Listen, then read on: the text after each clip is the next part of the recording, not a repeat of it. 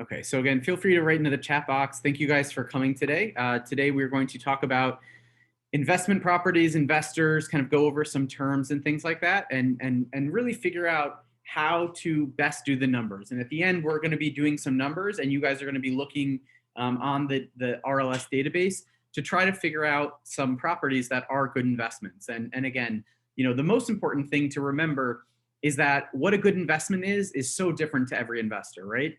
Some people are looking for a great return, right? Every month they're getting a certain amount of income. Some people just want to cover their costs if they have a mortgage. Some people just want to buy something for the hope that they'll have appreciation in the future. So it's really important to get the numbers right and to really have a clear conversation with an investor of what they're looking for, right? That's the most important question you can ask someone.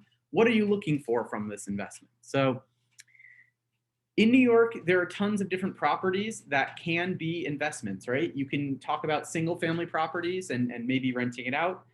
You can talk about a multifamily property, right? Maybe one with 5 or 10 or 20 units. And again, maybe some of these have rent stabilized and rent controlled tenants in them. And that doesn't necessarily mean that it's not a good investment. We can talk about condos, right? You can buy an individual condo unit and rent it out, and that's an investment. We can talk about co-ops, especially ones with a flexible sublet policy. I have an investor who we actually bought something else, but almost bought a co-op because they allowed unlimited subletting from day one, right? That can be an investment property. We can also talk about mixed use and multi-use properties like like a warehouse or like a commercial space. Those can also be investments. So there are tons of different types of investment properties out there. And so basically everything that we can sell could be an investment property. As I mentioned before, there are different types of investors, and we're going to talk about a couple of these different ones and how I like to group people a little bit. Again, that's not to say that there isn't kind of a gray area between a lot of them, but the most important thing you can do is when you have someone saying, "Hey, I want to buy an investment property," right? You want to sit them down and have a conversation with them about what they're looking for in their purchase, right? Is this an immediate thing that they want to return on? Is this a long-term investment? What is the duration? What is the time period that they're looking to hold their money in this property type? So again, I break it down into 3 different types of investors. The shortest term tend to be what we call flippers, right? Flippers want to buy low and sell high. They want to get into a property at a very good price so that they can then sell it sometime in the near to not so distant future. There are medium term investors, right? And those are people that are often looking for what we call value add, right? Maybe they want to do some renovation, right? Maybe they want to improve the building, hold it and things like that, in order to make some profit on the get-go, but also to, again, hope for some appreciation. And then you have the long-term investors, right? And those are people who are really looking for appreciation, right? Think of these who are people who maybe bought in Bed-Stuy 10 years ago, right? When property prices were, in the $400,000 to $500,000 range, and now these places are worth $1 million, $2 million, right? That's a hold over a longer period, maybe 10 years or so. And oftentimes those people are looking for a return, both in appreciation, right? What is happening to the value between when I buy it and when I sell it, as well as income, right? Because that's a return on an investment as well, right? If you're buying a property and renting it out, you're still making some money every month or every year. So, ask the people, how long are you looking to hold this property, right? And they might say, I want to hold it for 5 years, 10 years, 20 years, right? This is something I'm buying for my grandkids, right? That's something that is a longer term investment. Also ask, what is their expected rate of return, right? And again, if you're getting people who are investing outside of the city who are coming in, they might be disappointed in the return rate that they can get, right? Manhattan and Brooklyn and New York City generally tend to have a little bit less of a rate of return on the immediate, right? On the month to month or year to year.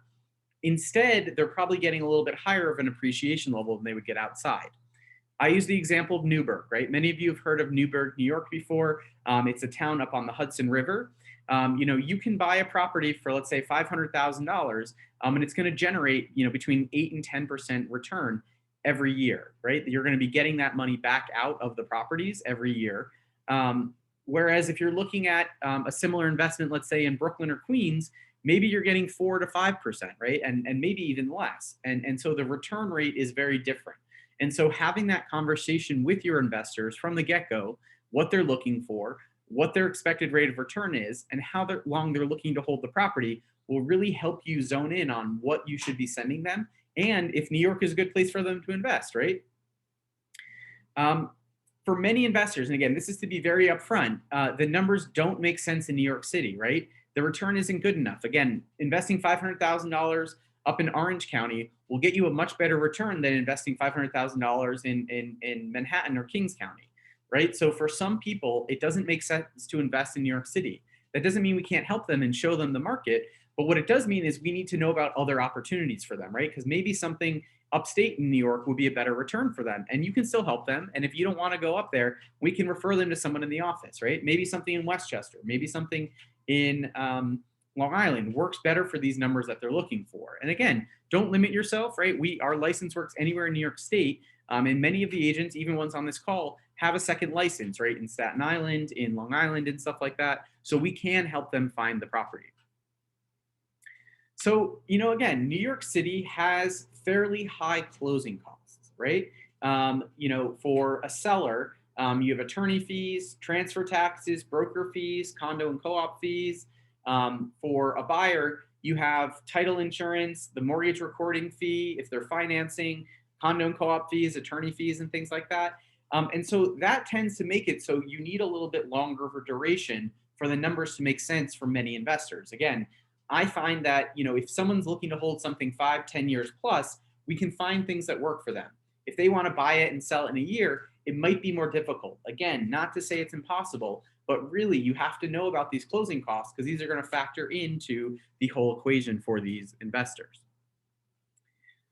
So when we're talking about investments, right, we talk about something called a cap rate, and that is short for capitalization rate, right?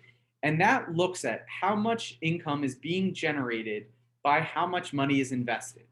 And this can be applied to any investment tool that you're looking at, individual units in a co-op or a condo, single family to multifamily buildings, an office space, a commercial space, whatever it is, right? We can do this math for anything. And you can do this for, even buying a stock or something like that, right? These rates are something that are going to help you in the future to really talk about investments and compare, different types of investments for your investor.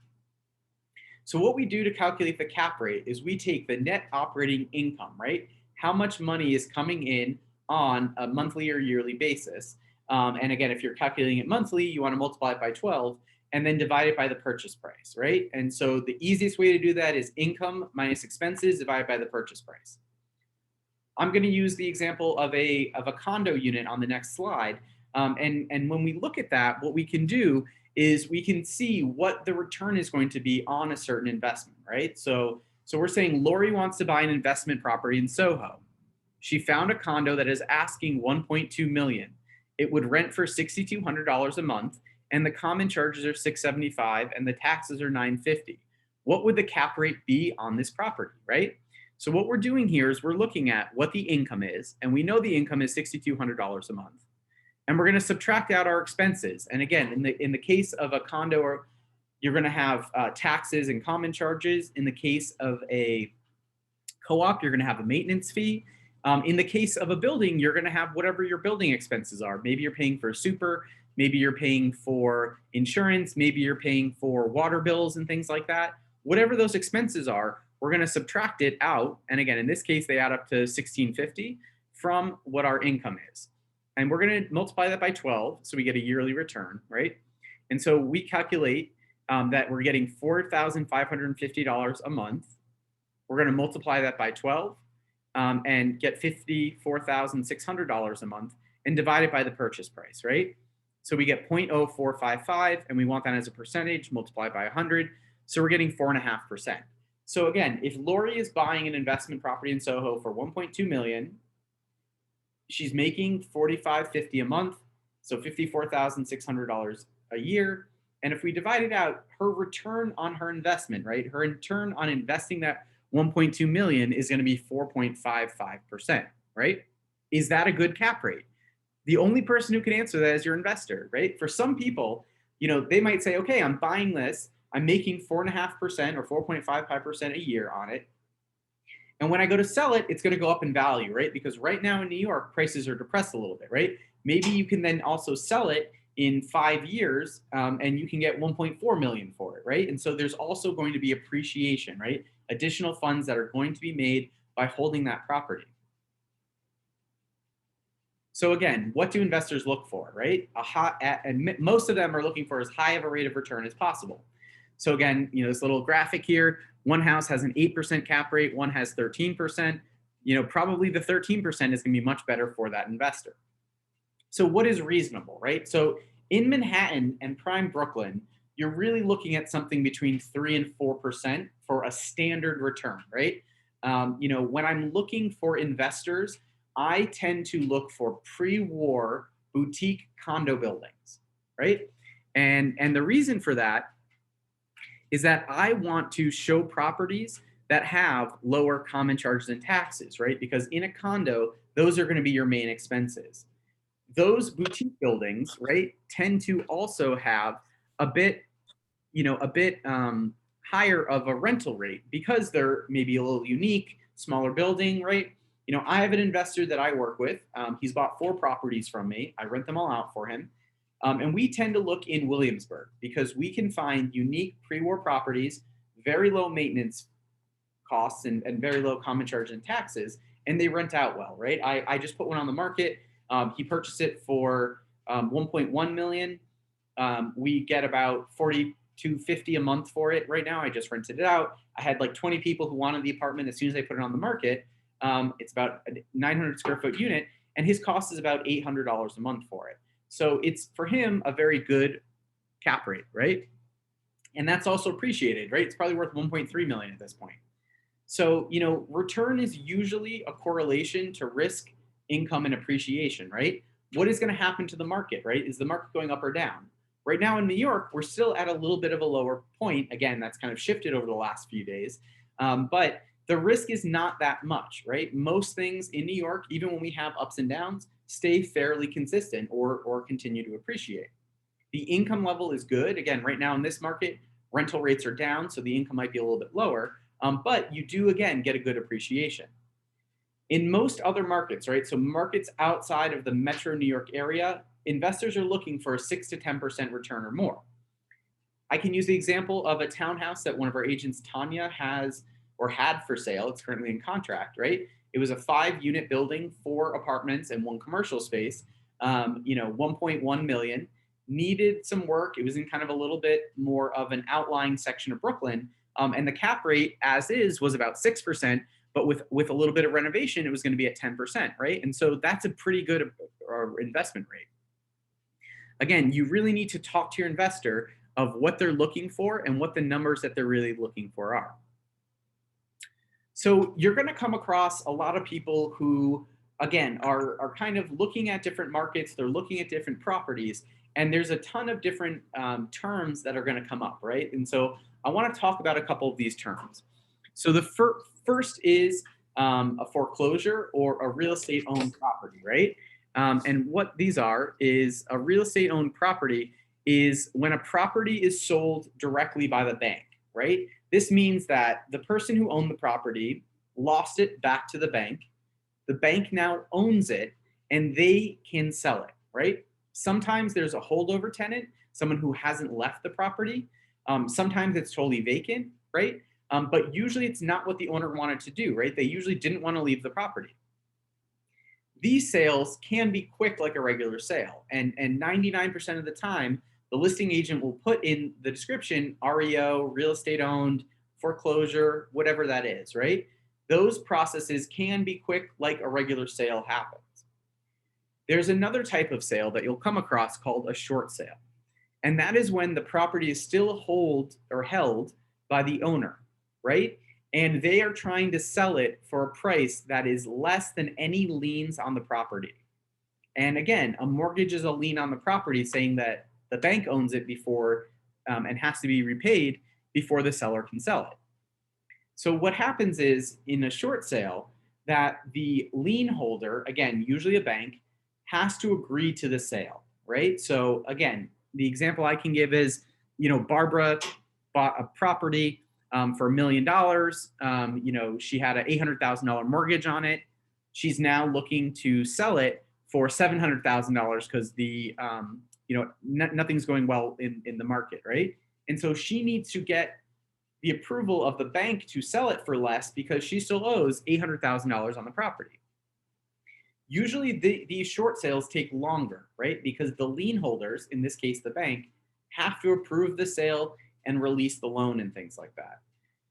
Many times, both real estate owned and short sales will only consider cash offers, right?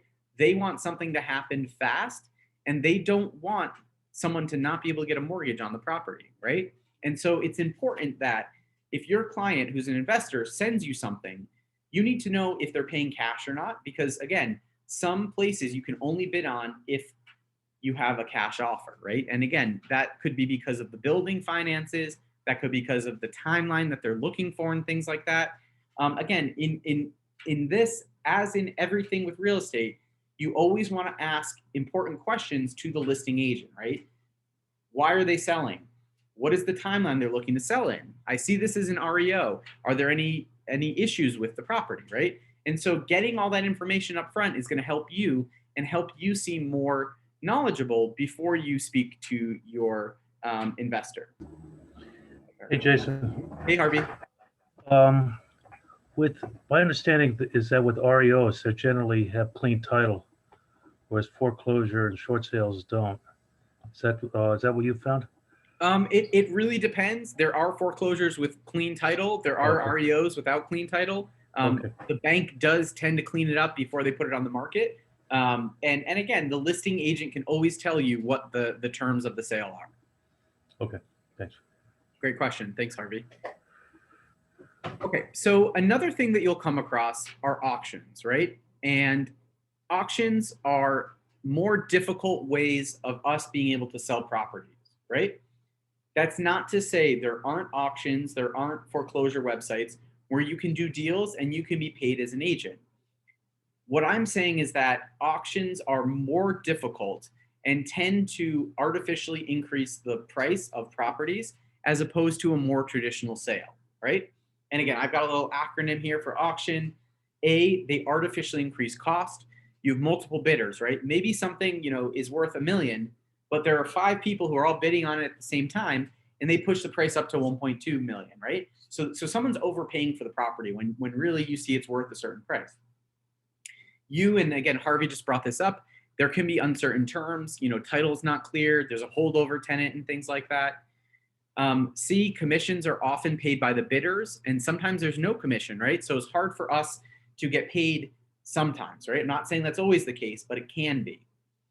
T, taxes can be arrears, right? Maybe they owe, the last 4 years in taxes on the property, and usually the buyer has to pay that, right? And the buyer has to do all their due diligence before they put in the bid.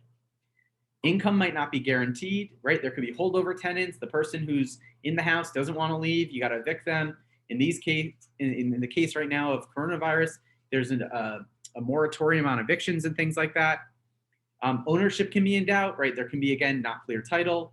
And nice in theory, hard in practice, right? I've gone to auctions with buyers before. And again, we had a cap number for these properties in Brooklyn. And it went for like 35% higher than that, right? And it was not worth that, right? It would have been virtually impossible to get a loan on that property. So there are 2 different types of tenants, and this is really referring to multifamily properties, right?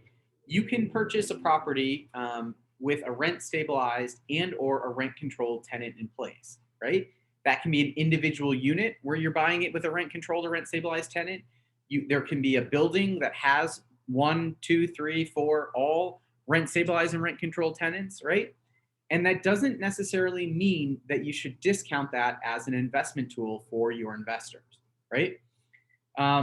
Suzanne, our amazing colleague, used to be a top seller in New York City of what is called unsold shares, right? And an unsold share is a unit in a co-op building where there is still a rent stabilized or rent controlled tenant in place, right?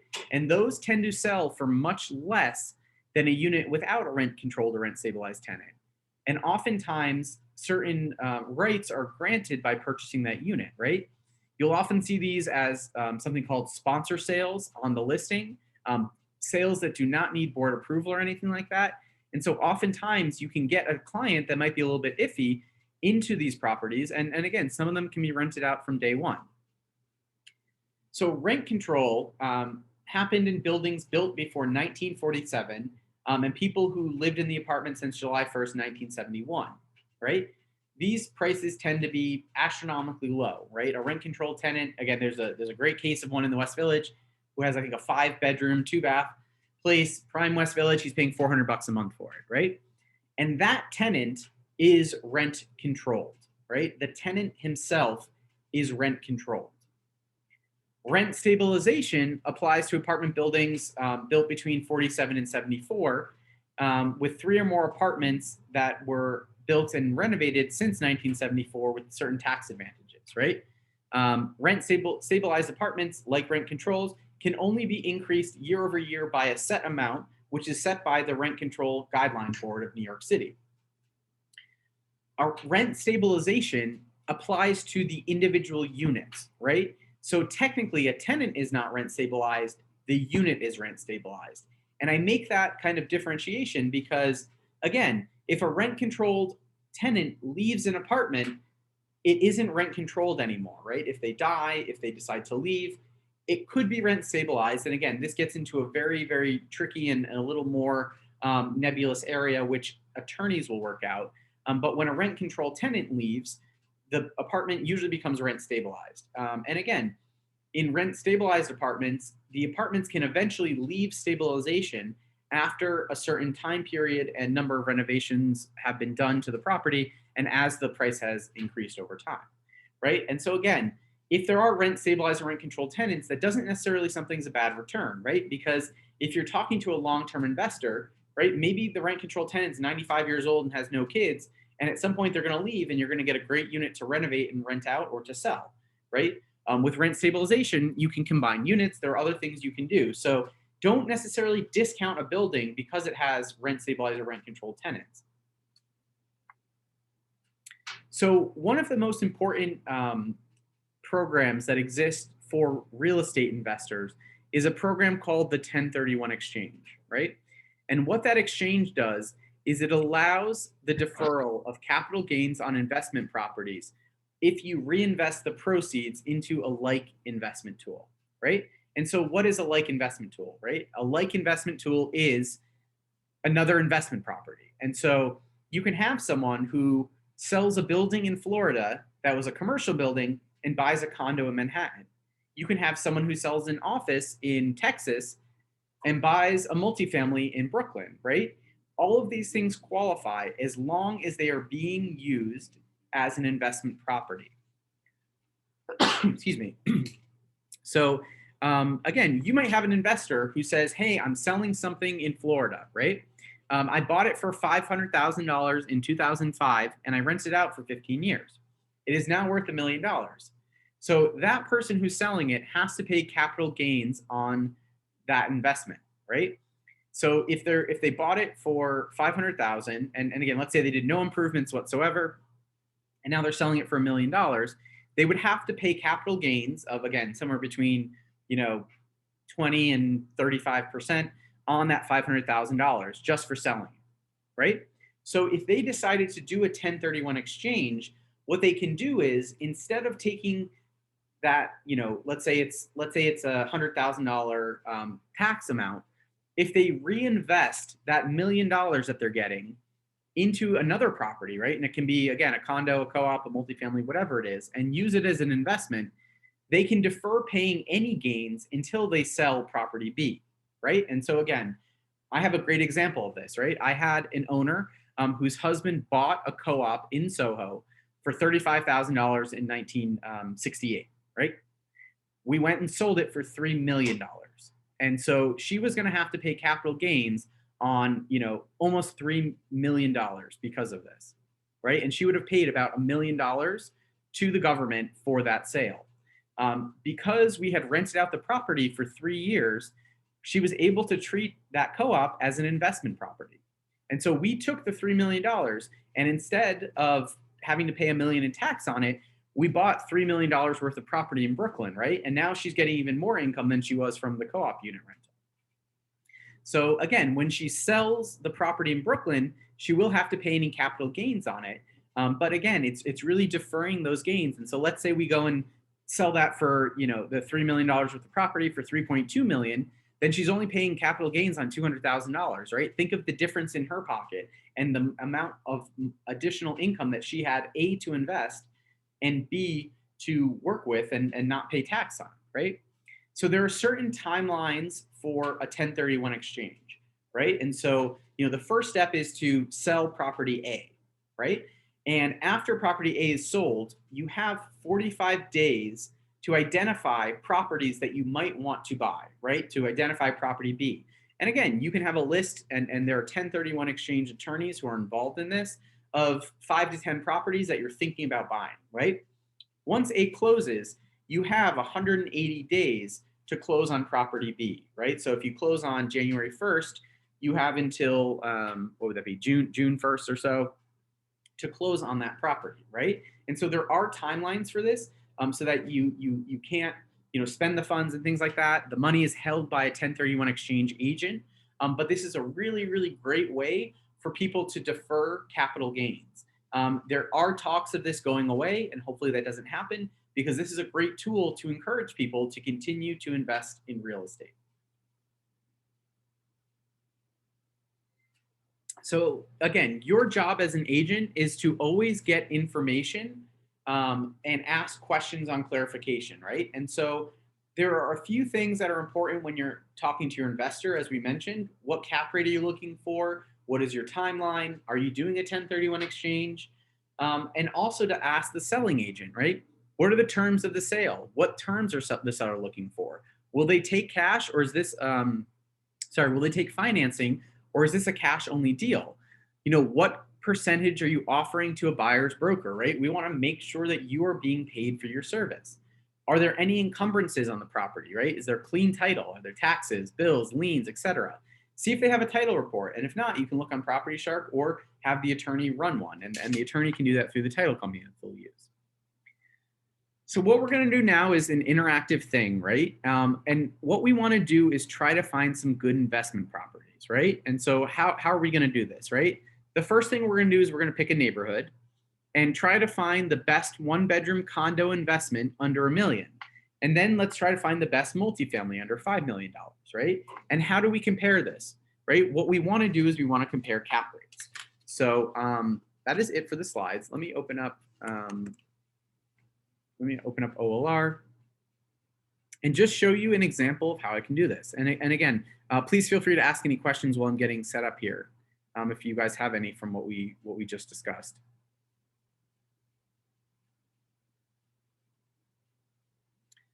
So what I'm going to do is I'm going to go into OLR. Jason, Oh, hey, Tom. in the example you cited on the short sale, the liens 800, the bank approves a sale for 700. I understand that the lien is released to the new buyer, but is the original buyer still on the hook for the 100, or she's been released from the lien as well? So usually what happens is that no, that mortgage and that amount of money will be paid at the closing to the bank, right? So it then provides clean title to the property 99% of the time. Okay. So the bank approves this sale and they take the $100,000 write-off basically. They take probably the okay. owner walks away with nothing, but they're out of the mortgage. They don't have to worry about this anymore. Okay. Thank you for the clarification. Yep. Okay, so again, I'd love for you guys all to do this along with me. And again, you can do a search for whatever neighborhood you want to, but let's compare some investment properties in Soho. So I'm going to do a search, listings, Manhattan, sales. And again, I'm going to pick Soho because I'm sitting here, and I want to look for properties from up to $1 million, right? And I don't care what it is, as long as it's a condo. So I'm going to check over here on condo. And I'm going to hit run search. Okay, so right now in Soho, there are 6 condos available for sale according to OLR, right? 210 Lafayette, 3E, 246 Spring Street, 195 Prince, 246 Spring, 246 Spring, and 77 Mercer, right? Okay, so 210 Lafayette. Let's start with this one, right? And again, the great thing about this is that we have the ability to get a lot of the details, right? So on this property, we have Jason, you just did, I'm sorry to cut you off. You just did active, right? yes, active listings. Yep, exactly. So so 210 Lafayette 3E, it has a purchase price of 950,000, and we're given what the common charge and taxes are, right? So 844 plus 809. So let's do that math. 844 plus 809. So our expenses are 1653 per month. So now what do we have to do? We have to get a sense of what this unit would rent for, right? Because we're trying to see what our return would be. So I'm going to click on the apartment. And I'm going to click on the building. And what I want to do is try to get a sense of what an E-Line studio has rented for, right? And so I can go in here to rental history.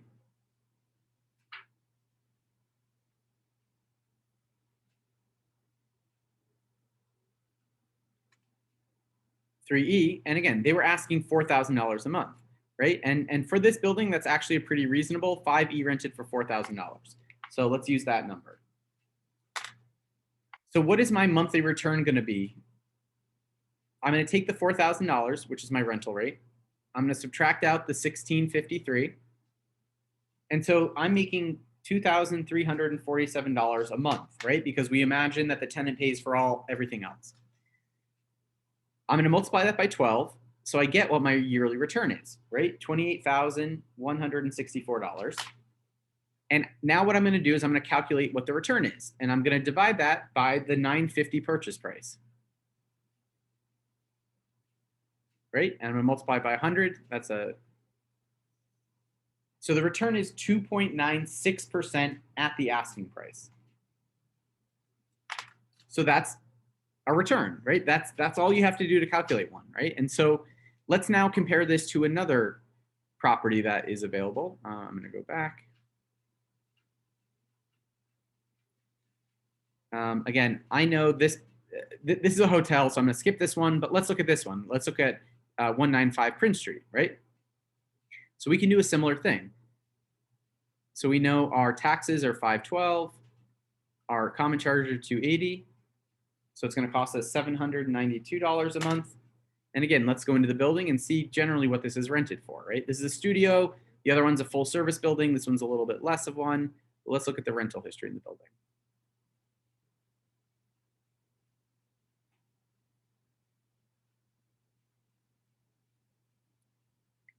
3W rented for $2,700, right?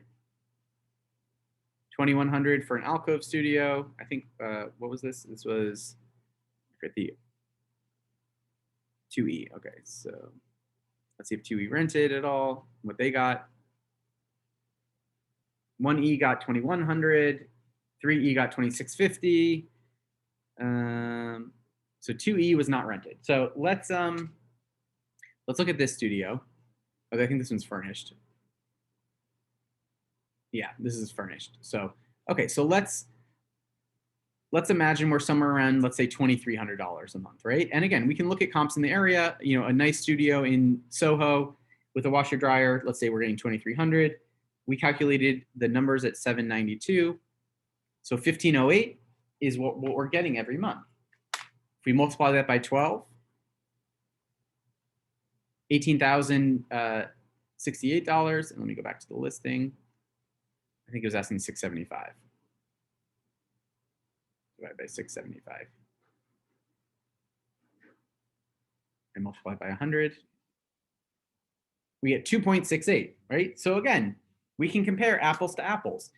We can say on a $675,000 purchase price, we can get about a 2.68% return, whereas on a $950,000 purchase, we can get 2.96% return. Which one's better? Who knows, right? And again, this is the return at asking price. Excuse me. So if you have someone, maybe you can negotiate, right? Maybe we can get it for $600,000 or so. And again, let's take that number. Let's take the 1508 times 12. And let's divide that by 600,000. Right? And then we're getting a 3% return. And so maybe that works for your investor. Again, what was the biggest difference, right? The monthly on this one was 792, but it's a lot smaller. The monthly on the other one was about 1670, so it was a bit bigger, full service building. Obviously, rental rates change and things like that. But what you can do is you can start to get a sense of different investments and different investment properties and stuff like that. Hey, Jason, I have a question. Sure.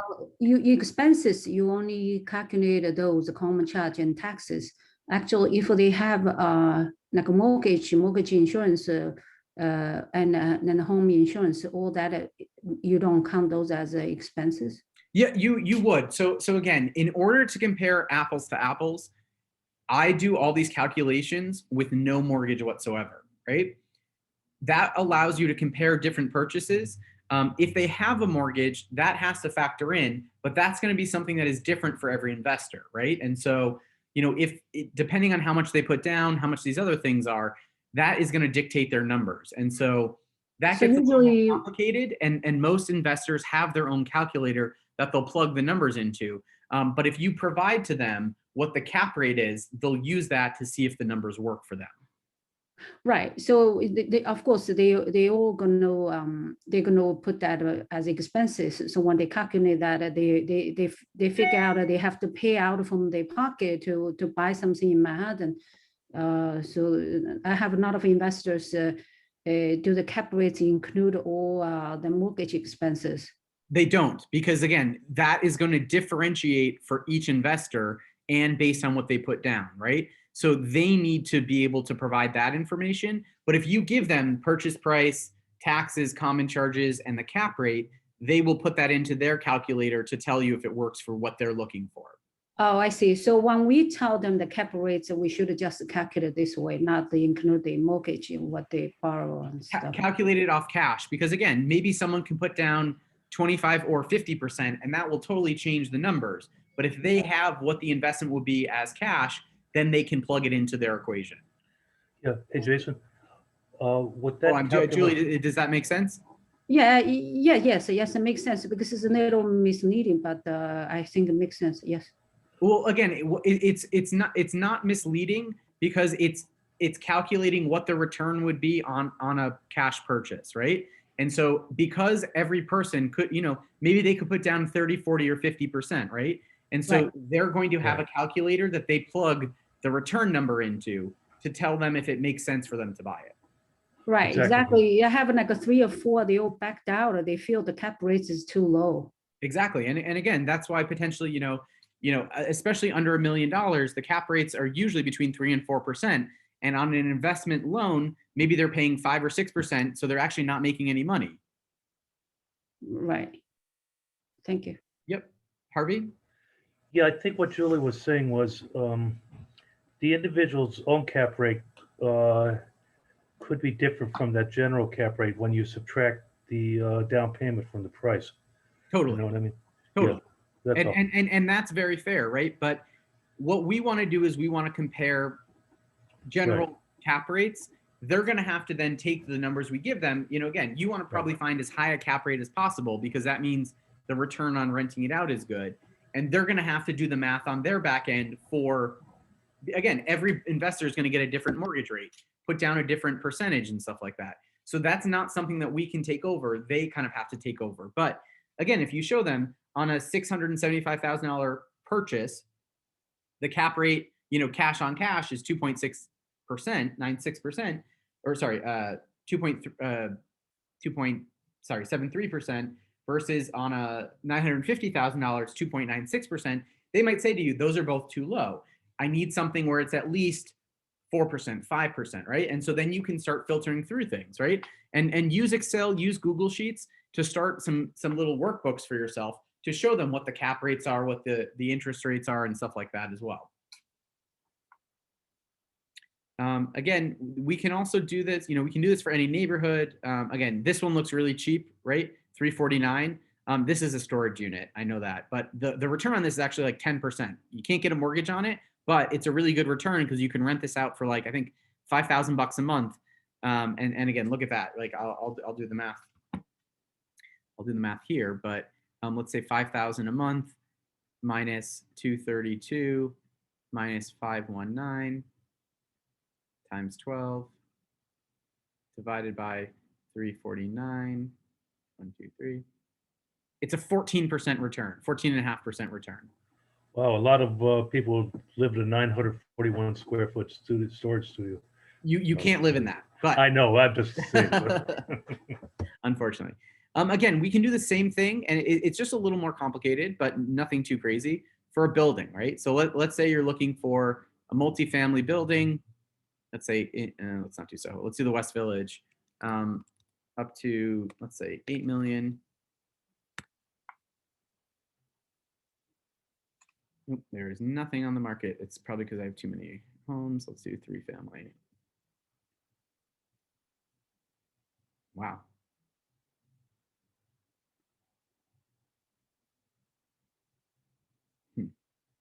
Okay, let's try the Greenwich Village. Okay, so 10 Bedford, right? So I'm gonna click on this one. So here's a building, townhouse with garden and carriage house, right? It has 3-unit condo on a big lot, right? So again, our purchase price, we have 5.5 million. Actually, I should send this to a client. This looks good. It's a 3 family, right? And so what we're going to do is we're going to click back on it. Let's look at the rentals, see what stuff rented for in the building, if they ever rented them.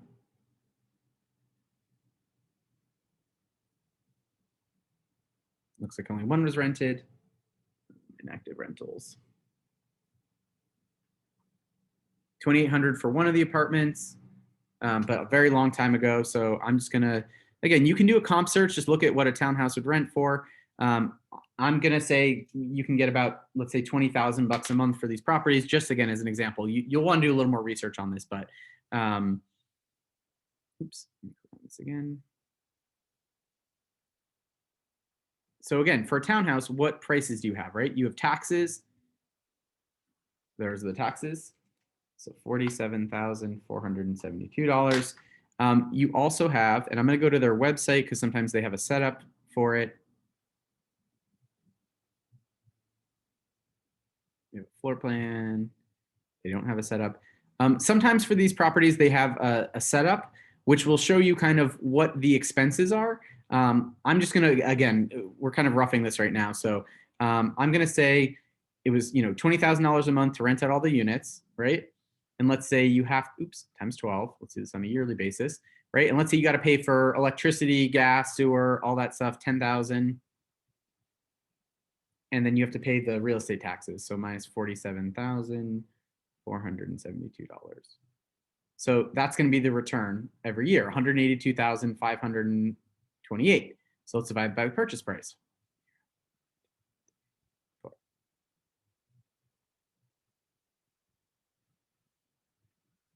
3.3% return, right? So maybe that's a good investment because it's a townhouse. And again, the price on this townhouse is down. They're originally asking 7 million. So maybe this is a good time to scoop in and buy this on a great block, beautiful building, stuff like that, right? It needs a little work, but nothing crazy. Eunice saw this with a client of hers. But again, maybe that's a good enough cap rate because they want to live there for a while and they know they're getting it at a great price, right? So you can do it for townhouses, you can do it for multifamilies, you can do it for almost anything. And so, again, I was just talking to one of the agents this morning. He was looking for, an investor who's looking for at least a 4% cap rate. And we found like 4 places in Chelsea that actually have 4.5%, 5%. Right. And so you really need to ask them, what rate do you want to get? And again, I totally get your point, Julie, about the mortgage and stuff like that plays into it. Again, many people, if they're getting a mortgage, they just want to cover their costs, right? And so if you know their mortgage rate, if you know how much they're putting down, you can kind of extract out what the return is that you need to clear those costs. Cool, awesome. Any other questions? That's basically it for me for investment properties. Again, I'm happy to answer any questions that you have. I'd love for you guys to kind of pull and find a couple that you think are good investments and send them over to me. Send me over the listing and the kind of the calculations that you did. And that way we can kind of compare and make sure that you're getting how to do that cap rate number. Right, yeah, just and also this, right? If they getting mortgage, actually their principal when they invest is much less. So when they calculate it, they should use that the cash they put in to calculate their cap rates instead of calculate everything or the full price. Yeah, so they're looking at that would be Right. calculating their cash on cash return, right? Right, exactly. So that's Yeah, a yeah. little So bit that different. the That's cap a rate little- can increase. Exactly. So that number could go up, right? Maybe, you know, again, if they get like a 2% mortgage rate, maybe they're making, you know, they're investing again. Let's say they bought that condo, right? If they're putting down 25% and they're getting, you know, an 8% return or something like that, that could be great. But a lot of it depends on, and again, you got to include the cost of financing, what the mortgage is costing them every month, which can bring down the cap rate. Right. The cap rate we calculate. They That do we the just did. Yeah, opposite, right? this is a general, you know, cash purchase cap rate calculator that I showed. Right. Okay. Awesome. Okay. Well, thank you guys so much. I'm going to stop sharing. Any other questions or anything you guys need? Awesome. Okay. I'll send out these slides in the video. I have a question. Oh, sure. Hey, William. I noticed how you calculated the first one, but the second one, you were going too fast. So what you did was you took the monthly rent, you minused it by the common charges where you got 1,508, and then you multiplied that by 12, and the amount you got from there, you divided that by the cost of the property to get the cap rate, right? Exactly. Perfect. Yep. So it's income, whatever the income is, right? So again, it could be, you know, commercial rents plus residential rents. It could be just, again, one apartment's the easiest, right? I'm getting X in rent. I'm paying Y in real estate taxes and common charges every month. Again, Julie, I left out, you know, for an investment unit, a condo, it's probably like $500 a month, or sorry, a year for insurance, right? So I left out insurance. You assume that the tenant pays all the utilities. Again, maybe if it's a multifamily, you're paying for sewer and water and there are other expenses in there. But whatever your expenses are, you subtract out and then you divide it by the purchase price. And that just gives you a very simple way to calculate the cap rate. Okay. Yeah. So my investors, they use their own calculation. They have different formulas. Yeah, totally. And some, I mean, and again, every investor is different, right? I have the guy I work with in Europe, you know, he has this like insane calculator that I saw too, that I was like, these are bad investments. He's like, no, these are perfect, because he wanted taxes to be higher because of the way he took the deductions. So it just really depends on the person and what they're looking to do. So, Right. and so if they will share it with you, what their calculator is, that's helpful because then you can run the numbers as well. Oh yeah. They share the everything with me. So I even find something that has like a 9 or 8% of cap rates not using the mortgage, just using the cash they invested in there. So that in Union City, New Jersey. That's great. That's a great return, right? And It still you know, didn't buy. one of our agents is getting something in New Jersey, and again, it's a new build 5-family house in a place where almost everything else is single family, and you know the cap rate is about like 9%, right? And in New Jersey, you know, again, outside of Manhattan, Brooklyn, you know, really good inner New York, you're going to get a higher rate, right? We're getting an investment property for sale, a 3-family up in the Bronx, and it's about a 9% cap rate at going rates. Right now they're getting like 5%, right? But you got to switch the tenants, you got to do some work.